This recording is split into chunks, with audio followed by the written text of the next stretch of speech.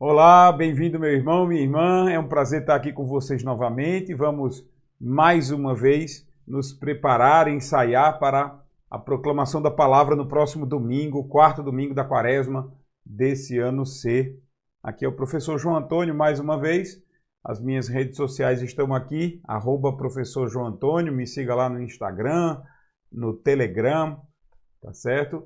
E aqui no meu canal do YouTube eu lhe peço, se você gosta desse projeto, se você gosta desses vídeos que eu faço toda segunda-feira, preparando você para a proclamação da palavra, então eu lhe peço alguns favores. O primeiro é curtir esse vídeo aqui, o segundo é se inscrever no canal e o terceiro é ativar o sininho para saber quando novos vídeos surgem. E claro, eu te peço para comentar aqui embaixo de onde você está falando, qual é a sua paróquia, né, qual é o pároco da sua paróquia. Faz aqui nos comentários, dá um oi nos comentários, faz uma sugestão, é muito importante para a gente. E se achar alguém que precise dessa ajuda, então aqui embaixo também tem o botão de compartilhar. Você pode compartilhar esse vídeo nas suas redes sociais, com o seu grupo de WhatsApp, com todo mundo da sua comunidade, tá bem? Vamos iniciar agora pedindo a intercessão de Nossa Senhora para mais uma vez esse vídeo ser gravado para que você possa proclamar dignamente a palavra de nosso Senhor. Em nome do Pai, do Filho e do Espírito Santo. Amém. Ave Maria, cheia de graça, o Senhor é convosco. Bendita sois vós entre as mulheres e bendito é o fruto do vosso ventre, Jesus. Santa Maria, Mãe de Deus, rogai por nós, pecadores, agora e na hora de nossa morte. Amém. Vamos lá para o próximo domingo. O que é que a gente tem próximo domingo? As leituras são pequenas, são fáceis, são tranquilas. Não haverá muita dor de cabeça, mesmo que você suba nervoso ao ambão, mesmo que você suba nervosa ao ambão, não tem problema. As leituras são pequenininhas. Vamos para a nossa primeira leitura. Leitura do livro de Josué. Bom, aí vamos lá, vai ser bem rápido, hoje realmente vai ser bem rápido, né? Naqueles dias, o Senhor disse a Josué, né? Sempre que a gente tiver, alguém disse a alguém, e esses 2 pontos, você sobe o tom um pouquinho no final da frase para chamar a atenção de que algo importante vai ser dito, afinal, será o Senhor falando. Então, naqueles dias, o Senhor disse a Josué, hoje tirei de cima de vós o opróbrio do Egito. A voz, obviamente, mais lenta e mais séria, afinal de contas, isso é o Senhor falando com Josué. Um detalhe para a palavra opróbio. Opróbio, tá certo? É uma palavra difícil, assim, estranha para a gente no dia a dia. Opróbio significa vergonha. Opróbio significa vergonha pública, significa vexame. Então, hoje, o Senhor está dizendo que tirou do povo a vergonha, o vexame do Egito. O vexame que ele passava do Egito. Certo? Outra palavra complicada está no versículo 10. Tá certo? Então, naqueles dias o Senhor disse a Josué, hoje tirei de cima de vós o opróbrio do Egito. Os israelitas ficaram acampados em Gilgal. Essa palavra aqui, Gilgal, tá certo? Talvez a pronúncia no hebraico original seja diferente dessa, mas em português o que a gente está lendo aí é Gilgal, tá certo? E um detalhe, aqui começa a frase, ela começa aqui. Você vai ter que dar, depois da palavra do Senhor aqui, depois da fala de nosso Deus, você vai ter que tomar um fôlego, porque a frase é grande, ela só vai terminar aqui, tá certo? Então, aqui você vai respirar para você ter o fôlego para enfrentar toda a próxima frase, que é todo o versículo 10, tá certo? Então, os israelitas ficaram acampados em Gilgal e celebraram a Páscoa no dia 14 do mês, à tarde, na planície de Jericó. Viu? Uma frase só. Os israelitas ficaram acampados em Gilgal e celebraram a Páscoa no dia 14 do mês, à tarde, na planície de Jericó. Esse à tarde é para explicar ou especificar em que parte do dia 14 do mês. Então você pode dar um tom diferente, um tom explicativo, né? Os israelitas ficaram acampados em Gilgal e celebraram a Páscoa no dia 14 do mês, à tarde, na planície de Jericó. Ou esse à tarde não precisa ser como eu fiz, mas pode ser assim, no dia 14 do mês, à tarde, na planície de Jericó. Respirou aqui, você também vai ter uma frase grande, tá? Respirou aqui, a frase começa, é o versículo 11 inteiro, tá certo? O versículo 11 inteiro, vai até aqui. No dia seguinte à Páscoa, comeram dos produtos da terra, pães sem fermento e grãos tostados nesse mesmo dia. São 3 coisas que eles comeram. Então isso é um enfileiramento de itens parecidos, né? Uma lista de itens. No dia seguinte à Páscoa, comeram dos produtos da terra, pães sem fermento e grãos tostados nesse mesmo dia. Ok? Dos produtos da terra podem ser frutas, podem ser folhas, né, verduras, pães sem fermento e grãos tostados nesse mesmo dia. Ok? Então, uma lista de itens. Aí você respira aqui novamente, dá uma boa respirada aqui e você tem 2 linhas fáceis que você pode dar uma respiradinha básica, porque começa aqui no início do versículo 12. O maná cessou de cair no dia seguinte, quando comeram dos produtos da terra. E essa frase aqui, ela chama a atenção, tá certo? Por quê? Porque o versículo 12 informa quando foi a última vez que o povo de Israel comeu o maná. Então, esta última frase, que está sozinha aqui, tá certo? Ela pode ser falada com mais ênfase, com mais seriedade. Os israelitas não mais tiveram o maná. Os israelitas não mais tiveram o maná. Foi a última vez. Naquele ano, comeram dos frutos da terra de Canaã. Palavra do Senhor. Cuidado com isso, é uma preocupação minha. Talvez você não tenha essa preocupação, mas a gente vai falar sobre o maná várias vezes, certo? Maná é uma sílaba na com o A aberto. E aqui é Canaã. Canaã. A última letra A tem o som nasal, né, do tio. Então, cuidado para você não confundir e acabar falando Manã ou então Canaá, certo? É comum isso acontecer, é possível isso acontecer. Portanto, segue o alerta, tá certo? Então, Maná e Canaã. Maná e Canaã, tá certo? Ok, bora lá. É pequena leitura, é fácil. Leitura do livro de Josué. Naqueles dias, o Senhor disse a Josué: Hoje tirei de cima de vós o opróbio do Egito. Os israelitas ficaram acampados em Gilgal e celebraram a Páscoa no dia 14 do mês, à tarde, na planície de Jericó. No dia seguinte à Páscoa, comeram dos produtos da terra, pães sem fermento e grãos tostados nesse mesmo dia. O maná cessou de cair no dia seguinte, quando comeram dos produtos da terra. Os israelitas não mais tiveram o maná. Naquele ano, comeram dos frutos da terra de Canaã. Palavra do Senhor. Graças a Deus. Certo? Um detalhe que eu acho que eu esqueci de mencionar é o seguinte. Quando vocês forem usar esta frase aqui, esta frase tem que meio explicar essa daqui. Por quê? A classificação dessa frase que eu marquei de vermelho, ela é uma oração subordinada adverbial temporal. Ela indica o tempo do verbo da oração principal. A oração principal é: o maná cessou de cair no dia seguinte. Quando? Certo? Quando o maná deixou de cair, cessou de cair? Qual foi a condição que gerou isso?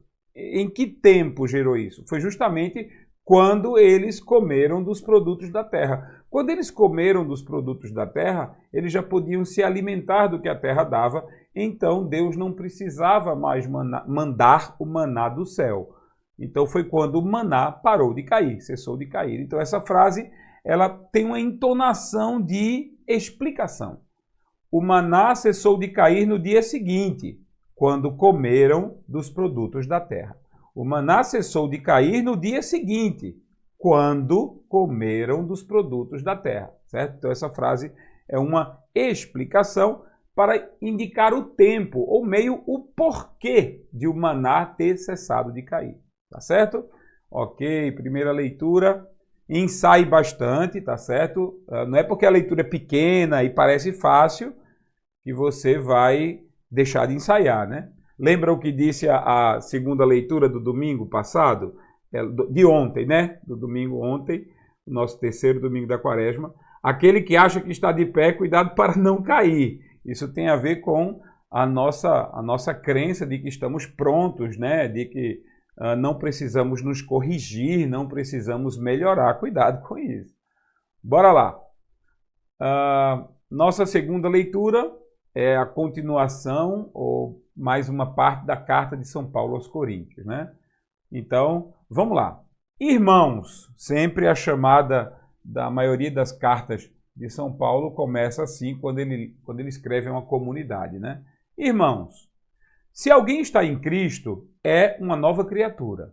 Isso aqui é uma oração condicional, tá certo? É a condição que explica a próxima, é a condição que leva à conclusão da próxima. Se alguém está em Cristo, é uma nova criatura. Então, se alguém está em Cristo, não é tom de pergunta, mas é aquele tom que a gente fala no final dessa parte da frase, para chamar a atenção do ouvinte de que tem mais coisa vindo aí, né? Ó, irmãos, se alguém está em Cristo, está faltando algo, né? Exatamente, eu chamei a atenção. Se alguém está em Cristo, é uma nova criatura, é uma criatura nova. Preste atenção que é criatura nova, o que está escrito na palavra, certo? O mundo velho desapareceu. Veja, essa frase é uma, essa outra bem curtinha é outra frase. E esta também é uma terceira e única frase. Você pode, se quiser, respirar entre uma e outra, mas não precisa. Uma pequena respiração aqui, depois de nova, permite que você fale as duas próximas frases tranquilamente. Então seria: irmãos, se alguém está em Cristo, é uma criatura nova.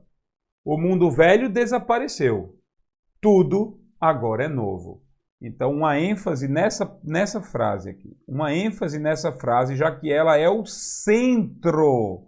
Ela é o centro desse conjunto de frases. Tudo agora é novo. E aí, depois desse tudo agora é novo, você vai dar uma boa respirada, tá certo? Vai puxar uma boa quantidade de ar, porque você tem uma frase começando aqui no versículo 18, terminando aqui, onde termina o versículo 18, certo? E são várias condições, são várias vírgulas ou várias pequenas pausas que precisam ser dadas. Então, é uma frase só. Para dar o ritmo certo, você vai ter que ler essa frase inteira, certo? E tudo vem de Deus, que, por Cristo, nos reconciliou consigo e nos confiou o ministério da reconciliação. E tudo vem de Deus, que, por Jesus Cristo, perdão, olha eu errando. E tudo vem de Deus que, por Cristo, nos reconciliou consigo e nos confiou o ministério da reconciliação. Cristo nos reconciliou com Deus e nos confiou o ministério da reconciliação, o sacramento da confissão, o sacramento da reconciliação. Ok? Então, uma frase só. E tudo vem de Deus que, por Cristo, nos reconciliou consigo e nos confiou o ministério da reconciliação. Deus nos reconciliou com Ele mesmo, por Cristo, pela vinda de seu Filho, pela vinda de nosso Senhor. Ele nos reconciliou com Ele mesmo e nos confiou o ministério da reconciliação. 19. 19 é maior ainda, tá certo? 19 diz: com efeito, então, antes do 19, você já sabe que, como o 19 é grande, você vai ter que fazer uma grande respiração aqui depois do 19. Depois do 18, perdão. Então, antes do 18, uma respiração para ler o 18 de uma vez só. Antes do 19, uma respiração para ler o versículo 19 todo. Com efeito, em Cristo, Deus reconciliou o mundo consigo, não imputando aos homens as suas faltas e colocando em nós a palavra da reconciliação. Tá vendo? Dá para ler tudo de uma vez só, com o ritmo certo.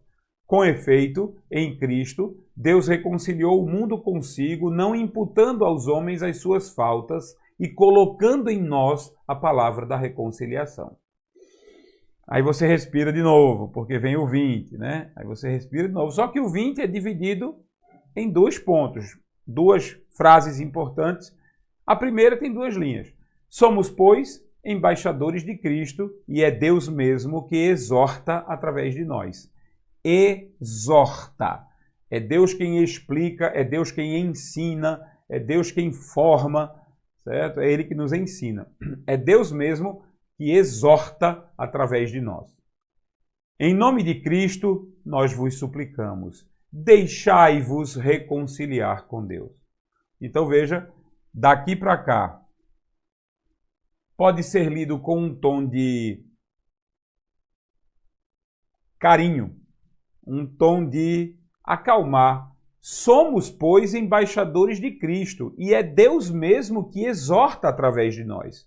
Quer dizer, as exortações que Paulo está fazendo, as explicações que Paulo está dando, nesse caso a comunidade de Corinto, é Deus que está dando por meio dele, porque ele é, assim como todos os cristãos, embaixadores de Cristo. Então ele diz, somos, pois, embaixadores de Cristo e é Deus mesmo que exorta através de nós. É Deus mesmo que está ensinando vocês através dos nossos ensinamentos. Em nome de Cristo, nós vos suplicamos. E aí Paulo está fazendo um pedido. Veja, pode ser um pedido mais enfático, porque na carta de São Paulo aos Coríntios, Paulo bateu muito na comunidade de Corinto, né? Eu acho que era a comunidade mais traquina que ele tinha. Então, ele bateu muito. Em nome de Cristo, nós vos suplicamos. Em nome de Cristo, nós vos suplicamos. Deixai-vos reconciliar com Deus. Cuidado aí no deixai-vos, que o deixai-vos é uma expressão que não é tão comum para a gente, né? De qualquer jeito, você começa aqui, depois de ter respirado muito, você vai parar aqui, numa única frase, na frase em que Paulo explica por que a exortação dele vem de Deus. Aí você dá uma respirada pequena e vai fazer o pedido, a súplica. Em nome de Cristo, nós vos suplicamos. Deixai-vos reconciliar com Deus. Aí Paulo vai explicar o porquê vocês, coríntios, têm que deixar se reconciliar por Deus. Aí precisa de uma ênfase aqui na 21, no versículo 21. Uma ênfase. Aquele que não cometeu nenhum pecado, Deus o fez pecado por nós, para que nele nós nos tornemos justiça de Deus. Então, aquele que não cometeu nenhum pecado, Deus o fez pecado por nós, para que nele nós nos tornemos justiça de Deus. Então, Deus o fez pecado por nós. Aquele que não cometeu nenhum pecado, Deus o fez pecado por nós. Para que nele, olha a intenção, olha a intensidade que você dá no nele. Para que nele nós nos tornemos justiça de Deus. É forte, é muito forte essa palavra, o versículo 21. É extremamente forte e é o centro do que Paulo está pedindo à comunidade de Corinto, né, dos coríntios, e obviamente a igreja nos pede que nós meditemos isso e vivamos isso nessa quaresma. Então, vamos fazer a leitura completa da segunda leitura aqui. Leitura da segunda carta de São Paulo aos Coríntios. Irmãos, se alguém está em Cristo, é uma criatura nova. O mundo velho desapareceu. Tudo agora é novo. E tudo vem de Deus, que por Cristo nos reconciliou consigo e nos confiou o ministério da reconciliação. Com efeito, em Cristo, Deus reconciliou o mundo consigo, não imputando aos homens as suas faltas e colocando em nós a palavra da reconciliação. Somos, pois, embaixadores de Cristo, e é Deus mesmo que exorta através de nós. Em nome de Cristo, nós vos suplicamos, deixai-vos reconciliar com Deus. Aquele que não cometeu nenhum pecado, Deus o fez pecado por nós, para que nele nós nos tornemos justiça de Deus. Palavra do Senhor. Graças a Deus. Muito obrigado por estar comigo até aqui. Ensaie, meu irmão, minha irmã, ensaie a semana toda para que a proclamação da palavra seja mais dignamente realizada e para que você consiga tocar corações que vão lhe escutar na Santa Missa. Deus te abençoe, tenha uma excelente semana. A gente se vê na nossa próxima leitura na segunda-feira que vem. Um grande abraço, fiquem com Deus.